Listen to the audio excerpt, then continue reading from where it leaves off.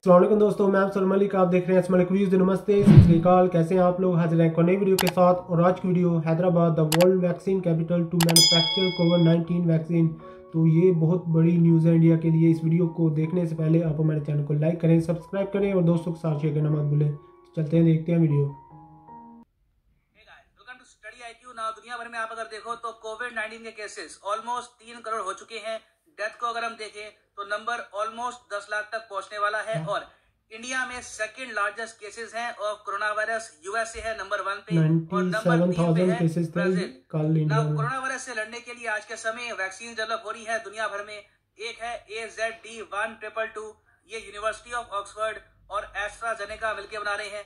फिर है corona वैक vaccine, ये चाइना डेवलप कर रहा है। फिर रशिया की स्पुतनिक वी भी है। उसके अलावा इंडिया में भी हम डेवलप कर रहे हैं कोवैक्सीन, इंडिया की पहली इंडिजिनस कोविड-19 वैक्सीन। नाउ इवेंचुअली इनमें से जो भी वैक्सीन एक्सेप्ट की जाती है फॉर ग्लोबल यूज, चाहे वो रशिया की वैक्सीन हो, इंडिया की वैक्सीन या फिर किसी और कंट्री की वैक्सीन, उसकी जो लार्ज मैन्युफैक्चरिंग है वो होने वाली है इंडिया में, प्राइमरली हैदराबाद में, जो है वर्ल्ड वैक्सीन कैपिटल। डिस्कस करेंगे इस टॉपिक के बारे में कि हैदराबाद आज के समय वर्ल्ड का वैक्सीन कैपिटल क्यों है। बहुत कुछ आपको जानने को मिलेगा। So a lot to know, a lot to discuss as always. But before we begin, go to Google Play Store, download करो यहाँ पर स्टडी आईक्यू एजुकेशन ऐप और यहाँ पे आप खरीद सकते हैं हमारा फ्लैगशिप यूपीएससी कोर्स, जिसके लिए ईएमआई ऑप्शन अवेलेबल है। Do not forget to subscribe to our channel and press the bell icon. तो आप अगर इंटरनेशनल मीडिया देखो, चाहे बीबीसी हो या फिर वॉशिंगटन पोस्ट, वहां पे काफी बार लिखा होता है कि अगर कोविड-19 वैक्सीन को दुनिया भर में पहुंचाना है और बिलियंस की संख्या में ये वैक्सीन प्रोड्यूस करनी है, तो उसके लिए India is the key. Most probably 60 to 70% vaccine India में ही मैन्युफैक्चर होने वाली है, क्योंकि इंडिया में बहुत सारी फार्मास्यूटिकल कंपनीज हैं और हमारे पास एबिलिटी है वैक्सीन मैन्युफैक्चर करने की for a very large population. इसमें से एक एग्जांपल है सीरम इंस्टीट्यूट ऑफ इंडिया। ये पुणे वेस्ट एक कंपनी है, ये अपने आप में है दुनिया का लार्जेस्ट वैक्सीन मैन्युफैक्चरर। और आप अगर ज्योग्राफिकली भी देखो तो इंडिया की पोजीशन ऐसी है कि इंडिया बहुत ही आसानी से अफ्रीका, एशिया और इवन गल्फ कंट्रीज, जो लार्ज पॉपुलेशन वाले एरिया है, वहां पे बहुत ही आसानी से वैक्सीन एक्सपोर्ट कर सकता है। और इंडिया में भी एक शहर है हैदराबाद, मोस्ट प्रोबेबली वहां पर 3/4 ऑफ वैक्सीन मैन्युफैक्चर होने वाली है। हैदराबाद, जिसको हम ऑलरेडी मानते हैं the pharma and vaccine capital of India, और सिंस आने वाले टाइम में यहाँ पर बहुत ही लार्ज स्केल पर वैक्सीन की मैन्युफैक्चरिंग होगी, तो इसलिए वर्ल्ड मीडिया भी अब हैदराबाद को कह रहा है the vaccine capital of the world. Hyderabad के बाद आप कह सकते हैं सेकंड स्पॉट है पुणे रीजन का। यहाँ पर भी काफी सारी वैक्सीन डेवलप होंगी, मगर Hyderabad will be at the top. Already आप अगर देखो तो बहुत सारी इंपॉर्टेंट कंपनीज है इंडिया में जो वैक्सीन को मैन्युफैक्चर करती हैं। इनके जो मेन मैन्युफैक्चरिंग प्लांट्स हैं ये आपको मिलेंगे हैदराबाद में। इनकी लिस्ट यहाँ पे आप देख सकते हैं, एक काफी लंबी लिस्ट है। इसमें लुपिन आता है और उसके अलावा बायोलॉजिकल ई लिमिटेड आता है, भारत बायोटेक लिमिटेड भी आता है। और आप अगर नंबर्स को देखो तो ओवरऑल इंडिया में जो भी हम बल्क ड्रग प्रोडक्शन करते हैं उसका 40% मैन्युफैक्चर होता है ओनली इन हैदराबाद। और जो ड्रग्स हम एक्सपोर्ट करते हैं टू अदर कंट्रीज, उसका 50% मैन्युफैक्चर होता है हैदराबाद में। इसलिए हैदराबाद का एक और नाम भी है bulk drug capital of India. और सिर्फ हैदराबाद की जो फार्मा इंडस्ट्री है, ये माना जाता है कि इसकी वैल्यू अराउंड आज के समय 1.5 से लेकर $2 बिलियन तक पहुंच चुकी है। और आज के समय ये हर साल ओवर $1 बिलियन के एक्सपोर्ट कर रहे हैं around the world, way over 1 billion. और इनकी जो ग्रोथ है ऑफ एक्सपोर्ट्स, ये 20% है एनुअली। अब क्वेश्चन यहाँ पर ये आता है कि हैदराबाद, जिसकी लोकेशन यहाँ पे आप देखोगे, दिस इज हैदराबाद, आबादी है शहर की रफली 68 लाख। ये शहर वैक्सीन कैपिटल ऑफ वर्ल्ड क्यों बनेगा? और भी शहर है इंडिया में, लखनऊ है, दिल्ली है, मुंबई है, बेंगलुरु, चेन्नई। हैदराबाद में स्पेशल क्या है? देखो, स्पेशल ये है कि तेलंगाना और हैदराबाद, जो ये दो स्टेट्स हैं जो एक टाइम पे एक हुआ करती थी, सिर्फ यहीं पर आप अगर देखो तो 2500 फार्मा कंपनीज के हेडक्वार्टर्स आपको मिलेंगे, including companies like doctor Reddy's, Aurobindo Pharma, Novartis, Nicholas Pharma, Devi Labs, Natco Pharma, Gland Pharmaceuticals. और जो एपीआई है, मतलब के एक्टिव फार्मास्यूटिकल इंग्रेडिएंट्स, या कह सकते हैं मेन रॉ मटेरियल है जिसको हम यूज करते हैं दवाइयों को मैन्युफैक्चर करने के लिए, इसके भी करीब 200 यूनिट आपको मिलेंगे तेलंगाना में। और ये सब हो पाया है प्राइमरली बिकॉज ऑफ 2 रीजंस। पहला रीजन ये है कि जो Indian drug and pharmaceutical limited है, इसका इनिशियल जो हेडक्वार्टर्स था 4 लोकेशंस पे खुला था, उसमें से एक लोकेशन थी हैदराबाद। यहाँ पे मैं आपको बता दूं, ये है 4 headquarters of Indian drugs and pharmaceuticals limited, IDPL। एक तो इनका जो मेन हेडक्वार्टर है ये है न्यू दिल्ली में, गुरुगांव। उसके अलावा इनके जो मैन्युफैक्चरिंग हब हैं, जो रिसर्च सेंटर हैं, वो आपको गुड़गांव, ऋषिकेश और हैदराबाद में मिलेंगे। अच्छा, अब ये Indian drugs and pharmaceutical limited क्या है? ये एक सरकारी कंपनी है। इसको 1961 में बनाया गया था under the guidance of our former prime minister Jawaharlal Nehru. और इस कंपनी को काम यह दिया गया कि पूरे इंडिया में जो भी ड्रग्स हैं, जो भी मेडिसिन है, ये यहाँ पर हम मैन्युफैक्चर करेंगे ताकि इंडिया सेल्फ रिलायंट बन पाए ड्रग्स के मामले में। सो एक टाइम पे आप कह सकते हैं कि इंडिया में प्राइवेट जो कंपनीज हैं फार्मास्यूटिकल्स की, ये बहुत ज़्यादा कम थी। पूरे इंडिया में दवाइयों की जो मैन्युफैक्चर होती थी, it was done by IDPL। मगर धीरे धीरे क्या हुआ कि IDPL की वजह से बहुत सारी प्राइवेट कंपनी शुरू हो गई इंडिया में। हुआ क्या कि कई लोग जो IDPL से रिटायर हुए, इन्होंने बाद में अपनी खुद की कंपनीज ओपन करी, प्राइमरली इन हैदराबाद, ऋषिकेश या फिर दिल्ली। और ज़्यादातर कंपनीज एक्चुअली ओपन करी गई हैदराबाद में, क्योंकि IDPL का एक बहुत ही बड़ा मैन्युफैक्चरिंग बेस था हैदराबाद में। तो जहाँ पे वो मैन्युफैक्चरिंग करते हैं, उनको काफ़ी बार API, रॉ मटेरियल्स, केमिकल्स, ये सब चाहिए थे फॉर ड्रग मैन्युफैक्चरिंग। तो उसके लिए बहुत सारे छोटे उद्योग यहाँ पर खुल गए और उनको इनिशियली बिजनेस मिला फ्रॉम IDPL। धीरे धीरे वो कंपनीज ग्रो करती गई और IDPL का मार्केट शेयर कम हो गया और प्राइवेट कंपनीज इंडियन मार्केट को डोमिनेट करने लग गई। आज के समय में आपको अगर बताऊं तो IDPL की हालत काफी खराब है। फाइनेंशियली ये कंपनी काफी हद तक स्ट्रगल कर रही है।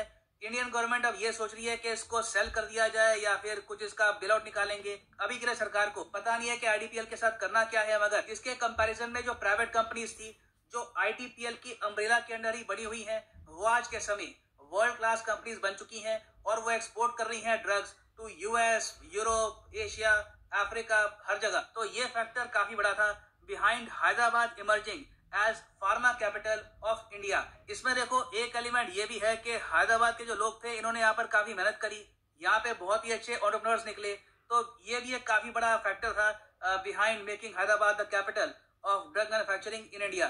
फिर बाद में अगर हम देखें, जब से तेलंगाना बना है, तेलंगाना की सरकार ने यह समझ लिया है कि हैदराबाद उनके लिए एक बहुत ही इंपॉर्टेंट इकोनॉमिक सेंटर बन सकता है। अगर ये फार्मास्यूटिकल इंडस्ट्री को और प्रमोट करते हैं तो उसके लिए तेलंगाना की सरकार ने ऑलरेडी फार्मा कंपनीज पर टैक्सेस इतने बढ़ाए नहीं है, उनके लिए वेरियस स्कीम्स निकाली है। और अब तो सरकार ये कह रही है कि आने वाले 10 या 15 साल में ये मान के चल रहे हैं कि लाइफ साइंसेज और फार्मा इंडस्ट्री से सिर्फ हैदराबाद में $100 बिलियन की इंडस्ट्री स्टार्ट होगी। Of course Hyderabad and the outskirt areas. और इसके लिए तेलंगाना की सरकार ने यह कहा है कि ये अपने स्टेट में बनाएंगे हैदराबाद फार्मा सिटी। जी हाँ, एक पूरी सिटी होगी dedicated to the pharma industry. यहाँ पे ये लोग रफली 20,000 एकड़ आप कह सकते हैं ये लैंड लेंगे और यहाँ पर फार्मास्यूटिकल इंडस्ट्री को प्रमोट करने के लिए लैंड प्रोवाइड करेंगे, फैसिलिटीज प्रोवाइड करेंगे। और ये मान के चल रही है कि इस सिटी में 64,000 करोड़ रुपीस की इन्वेस्टमेंट आएगी। और डायरेक्ट एम्प्लॉयमेंट की अगर हम बात करें तो 1,70,000 लोगों को यहाँ पर रोजगार मिलेगा। और अगर हम बात करें इनडायरेक्ट एम्प्लॉयमेंट की तो वो संख्या यहाँ पे हो सकती है 6 लाख के आसपास। और दिसंबर 2019 में भारत सरकार ने इसको एक नेशनल इन्वेस्टमेंट मैन्युफैक्चरिंग जोन का दर्जा भी दे दिया था। सो ये जो प्रोजेक्ट है ये बहुत ही तेजी से आगे बढ़ रहा है और इन द फ्यूचर हैदराबाद की डोमिनेंस इन फार्मा इंडस्ट्री बढ़ने ही वाली है। तो इसलिए हैदराबाद के पास बहुत ही स्ट्रॉन्ग एबिलिटी है टू मैन्युफैक्चर वैक्सीन। अगर कोविड-19 की जो भी वैक्सीन आएगी तो मास स्केल पर प्रोडक्शन हैदराबाद में होगी, उसके बाद पुणे के कुछ रीजन्स में। और देखिए ये जो सक्सेस स्टोरी है ये एक इंस्पिरेशन का काम कर सकती है for other states of India कि किस तरीके से एक सेक्टर पर फोकस करके एक स्टेट $1 बिलियन इंडस्ट्री बना सकती है और पूरे विश्व में इंडिया का नाम भी रोशन कर सकती है। So right now this is the end of this video. वाह, सो गाइस वीडियो देखी, एक अच्छी न्यूज़ है इंडिया के लिए। अब सब लोगों को मुबारक हो। मैं तो यही कहूँगा कि फार्मास्यूटिकल कंपनीज हैं जो इंडिया की, उन्होंने इंडिया का नाम रोशन कर दिया। और इंडिया की जो इकोनॉमी है पूरी दुनिया में देखें रिसेशन आ रहा है और कोविड-19 की वजह से बहुत सारी तबाही हुई है। बहुत सारी कंट्रीज़ की जो इकोनॉमी है वो तो ठप हो गई है और इंडिया में आप देखें ये ब्लेसिंग बन के आया है और ये अपॉर्चुनिटी है जो इंडिया को कैश करनी चाहिए। और पूरी दुनिया में जो वैक्सीन एक्सपोर्ट होगी, इंडिया में 60% से ज़्यादा बनेगी और उसके बाद इंडिया सारे कंट्रीज़ में ये एक्सपोर्ट कर सकता है। हमने देखा जब कोविड-19 स्टार्ट हुआ था तो अमेरिका जैसा कंट्री भी इंडिया के पास आया था कि हमें टेस्टिंग किट्स और सैनिटाइज़र और इस तरह की चीज़ें चाहिए। तो इंडिया ने वो बहुत ज़्यादा ऑर्डर्स हैं जो ऑन टाइम किए और पूरी दुनिया में सप्लाई की। तो इसी वजह से मेरे ख्याल से इंडिया में एक तो मैन पावर है जो वो सबसे ज़्यादा है, और उसके बाद जो फार्मास्यूटिकल कंपनीज हैं इंडिया की, उनकी तादाद है जो 2500 से ज़्यादा इन्होंने बताया कि सिर्फ हैदराबाद में है। मेरे लिए शॉकिंग था, इसलिए कि इतनी तो कंपनीज मेरे ख्याल से पाकिस्तान में सारी टोटल मिला के नहीं होंगी।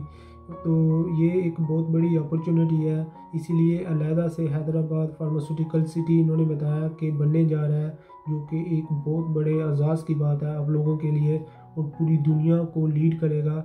60% से ज़्यादा मेडिसिन यहाँ पर बनेगी और पूरी दुनिया को सप्लाई होगी यहाँ से, और 6 लाख लोगों को रोज़गार मिलेगा। ये एक बहुत अच्छी बात है, क्योंकि जब से कोरोना वायरस आया है तो कोई जॉब नहीं निकली नहीं है, जो लोगों के पास रोज़गार था वो भी ख़त्म हो गया, कारोबार ठप हो गए।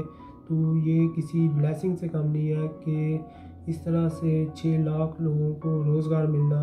तो मैं यही कहूँगा कि जो कंट्रीज़ हैं वो नीचे को जा रहे हैं, और इंडिया फार्मास्यूटिकल कंपनीज़ की वजह से मेडिसिन की फील्ड में जो इंडिया ने पजीराई हासिल की है उसकी वजह से बहुत ऊपर जा रहा है, और ये एक अच्छी बात है। आप लोगों को प्राउड फील करना चाहिए, मैं तो यही कहूँगा।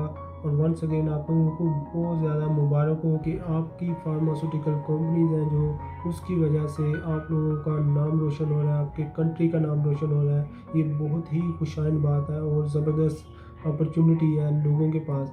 सो गाइस, ये थी हमारी आज की वीडियो। आपको हमारी वीडियो कैसी लगी? अगर अच्छी लगी हमारे चैनल को लाइक करें, सब्सक्राइब करें और दोस्तों के साथ शेयर करना मत भूलें। तो मिलते हैं नेक्स्ट वीडियो में। अल्लाह हाफिज़।